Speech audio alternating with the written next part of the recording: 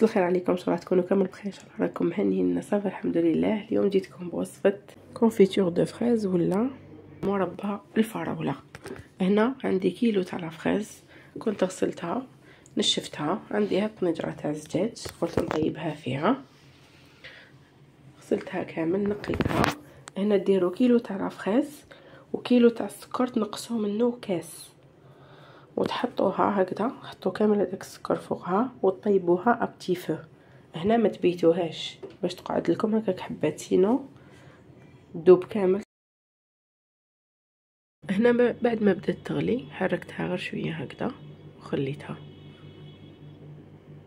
وهنا غير تشوفوها بدات دير رغوه، تبداو تنقصوا هذيك الرغوه كامل تنحوها. انا كانت سالت شويه، الوغ نتوما غير تبداو تشوفوها غلات تنحوا لها الغطاء قبل ما تسيل. كانت سالت شويه فوق الفرن هكذا، تنحو كامل هذيك الرغوه.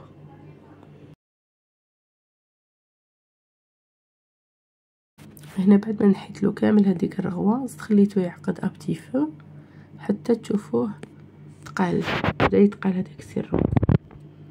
شوفوا كيفاش جا هنايا، فريمون جا ما شاء الله بلا ما رحيتو تقال برك هذاك السيرو هذاك. شوفوا لافريز كيفاش ولات. وهنا بعد ما كملته حطيته في لا بونبونيير، فريمون جا ما شاء الله. كاين اللي يحب يرحيه وكاين اللي يخليه هكا حبات، انا خليته هكذاك كوم وليداتي يموتوا عليه. قلت صباح ربي كي يروحوا ليكول ندير لهم في لي طارتين. كاين اللي يديروه في البسكوت، فريمون يجي ما شاء الله.